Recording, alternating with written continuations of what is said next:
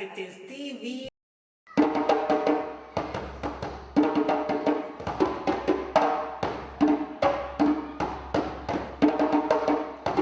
Okay, ladies and gentlemen, we are here for a very good reason.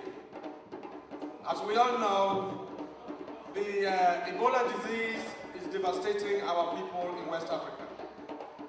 And so, some of our brothers have thought it wise that at a moment like this, we need to see how much we can put our little resources together to support the cause to kill Ebola in our part of the world and for the rest of the world for that matter.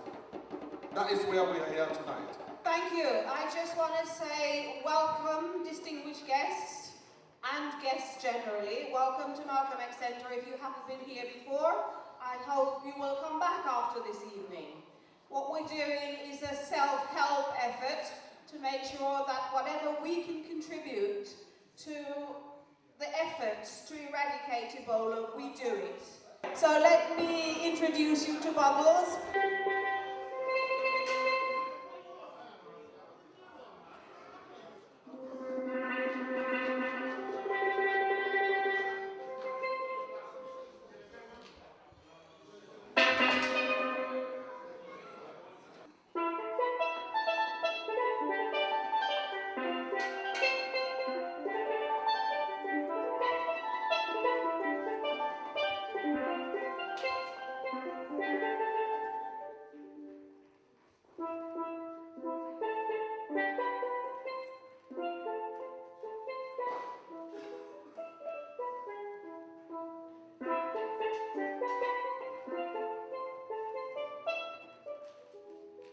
We want to call upon Sister Jendai to give us a very short message of solidarity, please. Thank you, Sister Jendai. I greet you in the name of the Creator and our indomitable ancestors. And I'm here this evening representing the interim National African People's Parliament, an institution nearly 3 years in development. And I also represent the Bristol and the Southwest chapter of that National African People's Parliament. Tonight is a night of edutainment, so that's a combination of education and entertainment around the theme United Against Ebola. So I think I have a responsibility to perhaps deal with the education aspect. So as we're here and we open our pockets, our wallets, our purses, and we give generously, we also have a responsibility to open our minds. As part of the Interim National African People's Parliament, we have campaigns, and one of those is to charge the British government and the Western governments with genocide. And we launched a petition as part of the reparations movement. It's a strategy to raise awareness of our need for internal and external repairs because of the attacks on us, on our motherland, and also here as a people living in the West, in the UK, in the US. So we see Ebola not as a sickness that just happened to affect 3 or 4 countries in Africa. We don't see it as something that is a result of poor hygiene and poverty and something that's by accident affecting particular people in a particular place. We see Ebola in the context of genocide. We see Ebola in the context of design, germ warfare, biological warfare, more attempted assassinations because Black lives matter less, but our resources that we have matter more. This gentleman was the brain behind what we now have as our own Sierra Leone Bristol Association in Bristol. Ladies and gentlemen, without much ado, I want to call upon Dr. Sally Johnson, please. Thank you. Seriously, we have to ask those questions. Why is it always us? Yeah? Why is it always us? Seriously, West Africa for that matter. But I think people are playing dangerous games with our lives in Africa without us knowing what they're doing on our continent. They are doing bad games on our continent without us knowing what they're doing. And our governments need to do more to find out. If anybody turns up on our soil, we have to find out why are they there, what are they doing, is it on our bearing, is it because we asked them to be there? If it's not this case, then they shouldn't be there. They should not be there at all. It should be on our terms, not on their terms. Full stop. Thank you. Please, with due respect, we want to call upon one other Sierra Leonean lady, just very, very briefly, to give us a short message. Mrs. Tene Matia, please. Thank you. What I want to draw your attention to is people are helping us, but how are they helping us? The telephone calls, the tariff has gone up. Those of you who use Skype, if you use internet, it's free, but if you are using it on your phone, for me, I was using it, it was 29p per minute. When Ebola started, it went to 59p per minute. This is the help we are getting. And one thing Ebola is doing is that some other people have some other ailments that is not Ebola, but they cannot access the health services because there is an embargo on traveling. People don't move from place to place. People are not allowed to visit places, to hospitals. When people are sick, if you ask them to go to the health center, they will tell you, don't even mention it. That is how sad it is in our country.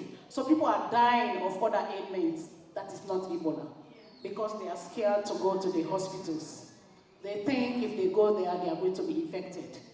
So what we have to do, those of you who are close to those people that can move the world, my message here is, can we please let them know that there are people in our villages who are sick, arthritis, eye infections, and other sicknesses that can be easily taken care of if they go to the hospitals, but they are not able to go. Can you please let them know that they have to visit our people to give them some treatment that they need so that they will not die of these little things that can be prevented?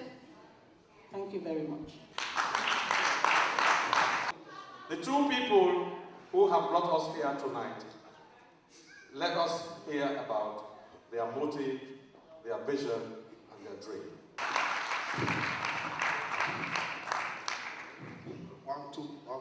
Good evening, ladies and gentlemen. My name is Noel Hendricks, and I'm the chair of Sankofa Link.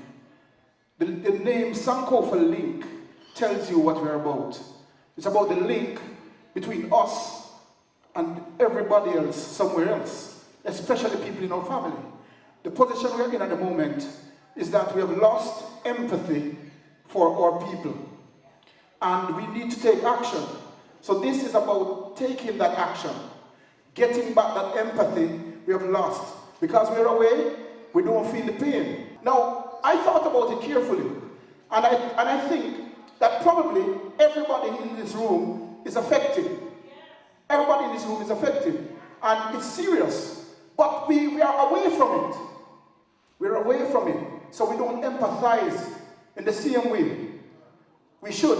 You understand? So our problem now, we need to get back that empathy and take action. We have allowed other people to be taking action for us. We have lost our power to take action for ourselves. So this is a part of that movement in taking action for ourselves and take back our own destiny. Ladies and gentlemen, Mrs. Hannah Deborah.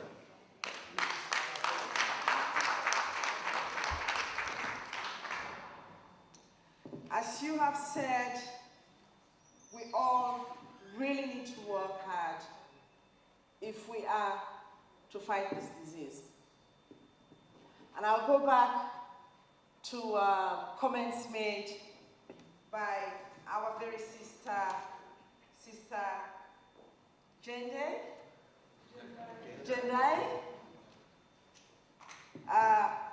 You clearly mentioned that it is not just poverty, which I totally agree with.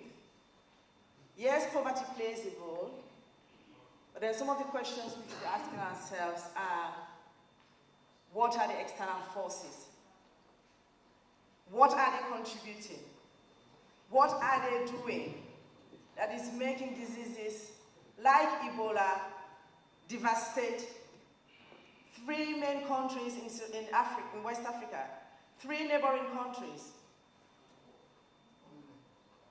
3 neighboring countries. Some of us are baffled by it, and we are still sort of reflecting on what these causes are. Is it purely poverty? Is it something that has been done that is geared towards, to use your words, exterminating certain people in certain parts of the world? These are questions we need to go back to leave this place and reflect upon, and actually say to ourselves, we have got to do something. Nobody is going to help us. Yes, we can do with aid from Médecins Sans Frontières, from the UN, from you name these international organizations. But we have to stand up and face the challenge. We have to stand up and say, it is our country, nobody can help us but we ourselves. We need good governance. We need people who would actually face the challenge, stand up to international communities and say, yes, these are resources that belong to us. We are capable of managing them. Yeah. Yes, we're not saying,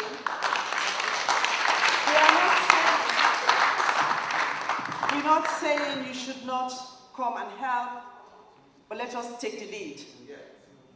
Let us do things that we think are going to benefit our people.